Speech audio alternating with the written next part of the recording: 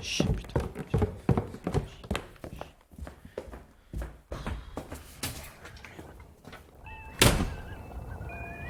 Il neige. Et tout le monde s'en fout.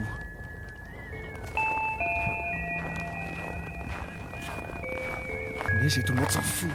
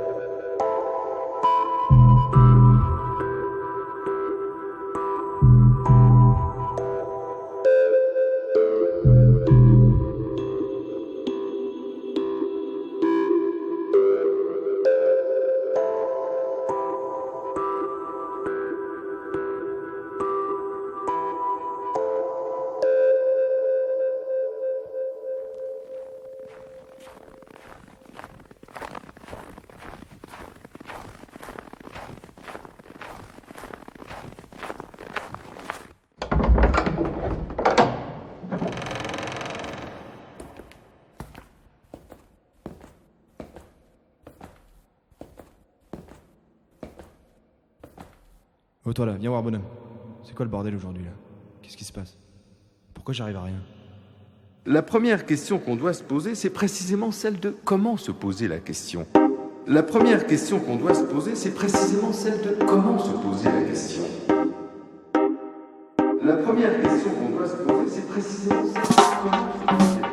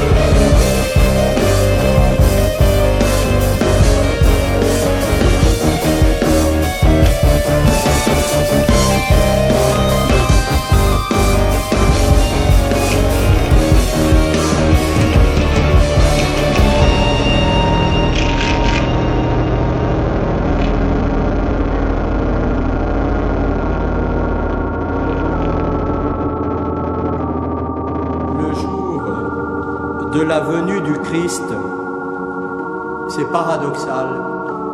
Ce qui fera peur aux hommes, c'est justement ce qui fera relever la tête aux disciples.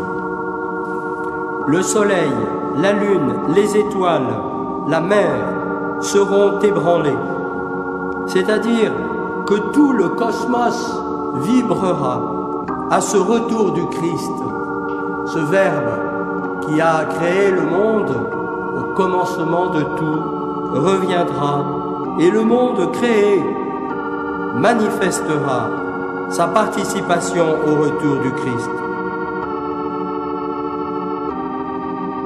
L'Évangile nous dit que les hommes mourront de peur.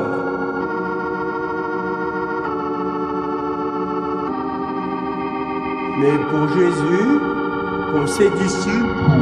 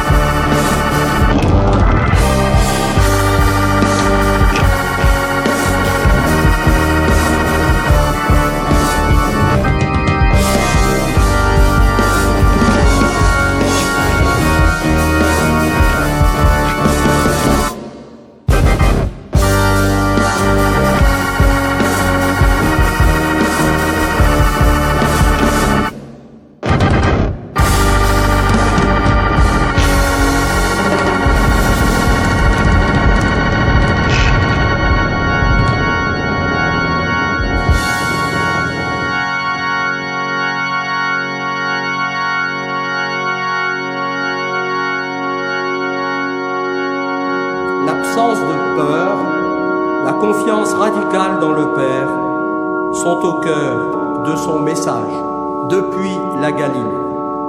Jésus disait à ses disciples, « Ne vous souciez pas du lendemain, demain se souciera de lui-même. » Pour les disciples de Jésus, les signes cosmiques ne seront pas une catastrophe, mais un signal.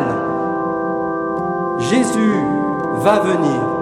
Jésus ressuscité vient parmi nous.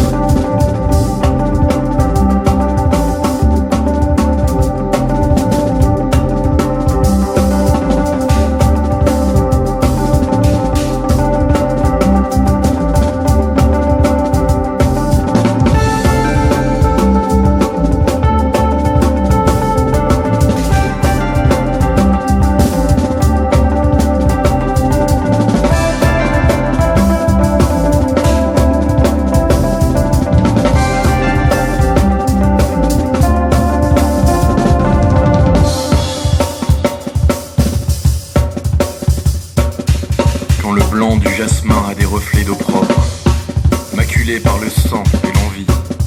Il suffit parfois de souffler sur les cendres. Si une braise luit, le feu peut se répandre. Et ce feu n'est pas de ceux que l'on contrôle. Et ce feu n'est pas de ceux que l'on combat. Et le mérite incombe à celui qui s'immole, qui lance dans un cri sa haine et son espoir de voir un jour les siens replier leurs mouchoirs, les laver à grande eau comme on pense une plaie. L'idée est belle lorsqu'elle sort de l'œuf, mais l'odeur d'un drapeau neuf attire les vautours, ceux qui planent toujours au-dessus des vallées où fleurit l'aubépine et connaissent 1000 tours pour tromper leur proie. Ceux qui se font passer pour ceux qu'ils ne sont pas, maîtres des illusions et des faux semblants, font naître des mirages dans les déserts d'Orient et charment les serpents qui seront leurs soldats. Mauvais présage, oiseau de malheur, votre armée n'est pas légitime. Je ne connais aucun des tribuns qui s'expriment dans mon nom, et le cri qui me perçait le cœur a dans vos gueules des relents de blasphème. Vous ne soupçonnez pas la force qui m'habite. J'ai l'aval des ancêtres, la confiance des rois, la conscience des maîtres. Et nous sommes des nuées de phénix comme moi. Notre foi piétinée n'attend que de renaître comme fleurit la rose en un nouveau printemps. Nous sommes les enfants de Carthage, les héritiers d'Alexandrie. Nous sommes le passé que vous aviez enfoui, qui se relève comme un seul homme. Nous sommes de ces ombres qui peuplent la planète, que vous ne découvrez que lorsqu'elle s'enflamme. Nous sommes la foule aveugle, celle qui a la mémoire courte, qui encaisse les coups jusqu'au jour où le talion fait loi. Jusqu'au jour où le talion fait loi. Jusqu'au jour où le talion fait loi.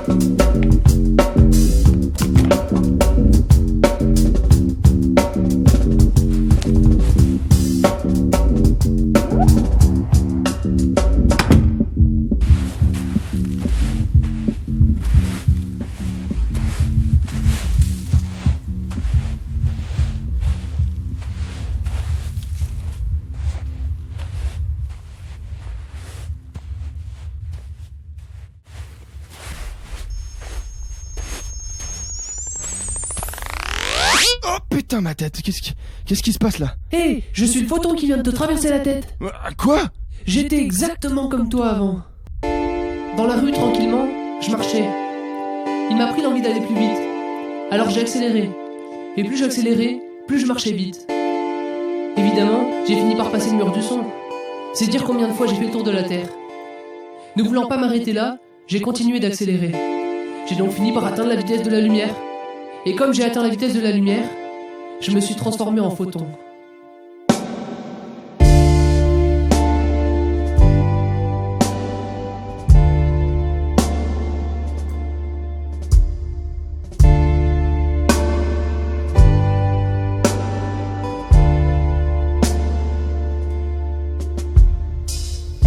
Ce qui est pratique quand on est un photon, c'est qu'on n'a plus faim, plus soif, plus besoin d'argent, plus besoin de faire du sport, même plus d'appétit sexuel. Il y en a qui trouveront ça dommage, mais quand on est un photon, on s'en fout, on ne se pose même plus la question. Tout photon que j'étais, je me suis tourné vers le soleil, avec cette envie immuable de m'en rapprocher. Ce que j'ai fait, là je suis arrivé devant le soleil et je me suis rendu compte que c'était la maison des photons.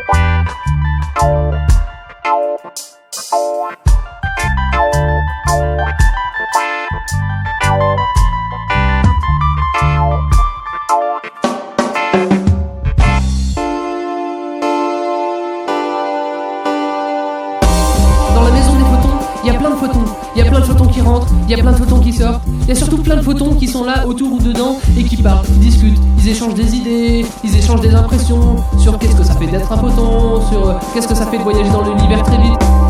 Vu qu'ils vont très vite, ils peuvent voyager dans l'univers. Donc ils y vont, ils en profitent.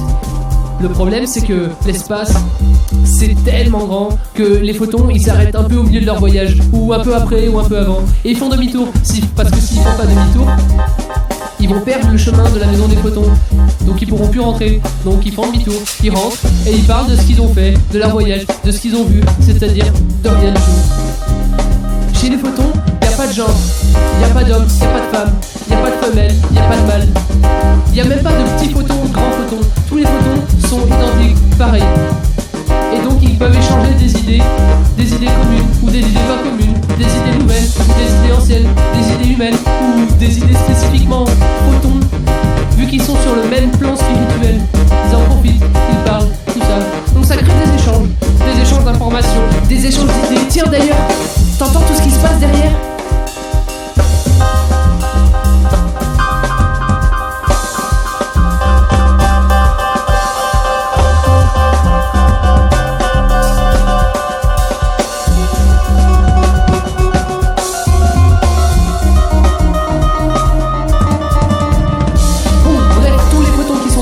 De la maison des photons, ils veulent rentrer, donc ils rentrent, et ça fait un gros amas de photons qui poussent les photons à l'intérieur, les uns contre les autres.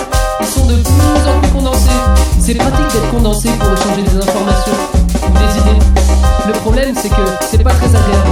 Alors les photons, ça les énerve. Donc la maison des photons, elle expulse tous les photons qui sont en périphérie de la maison des photons dans l'univers pour laisser sortir ceux qui sont à l'intérieur.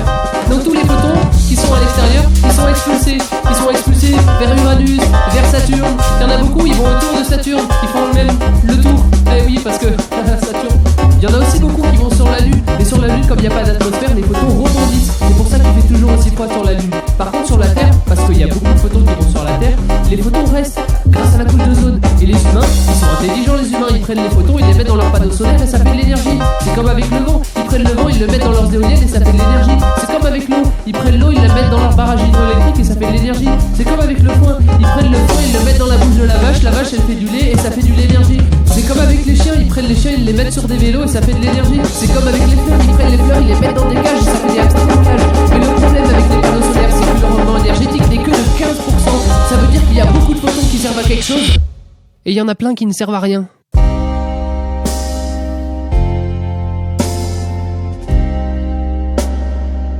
En fait, ce que je voulais te dire, c'est que si tu veux rester humain, marche pas trop vite.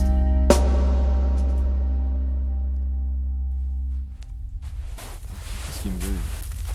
Peut-être raison que je m'en fous. Je m'en fous. Ça va foutre là.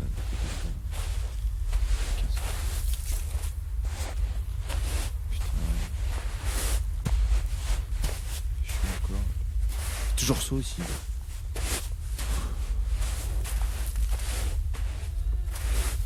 Oh non.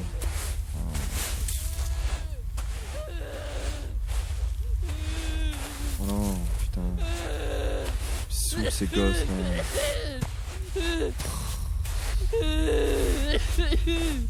Toujours là pour faire chier.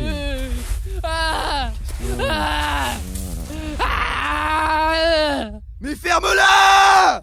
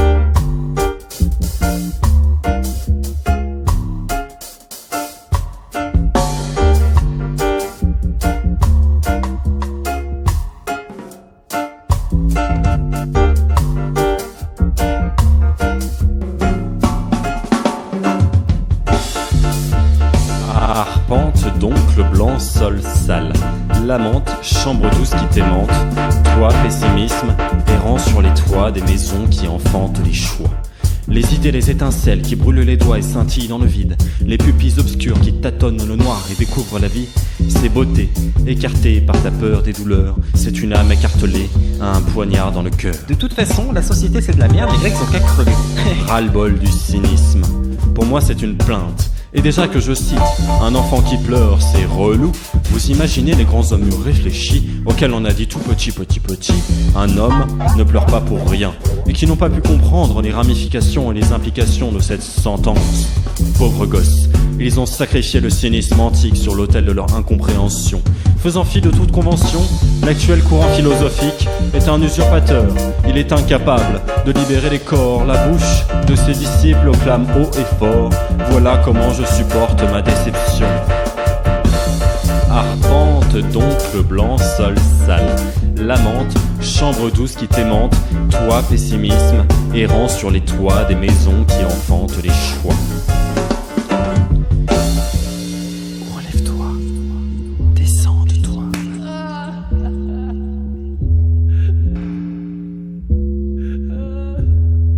Descends de toi.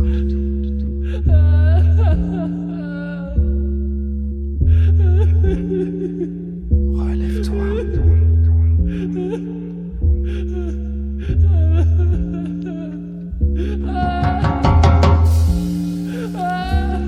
Descends de toi.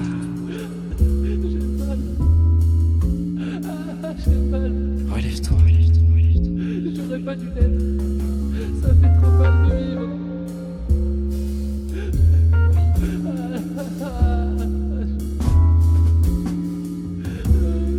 Descends de toi.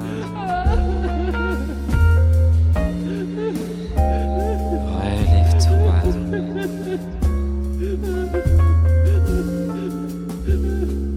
Descends de toi.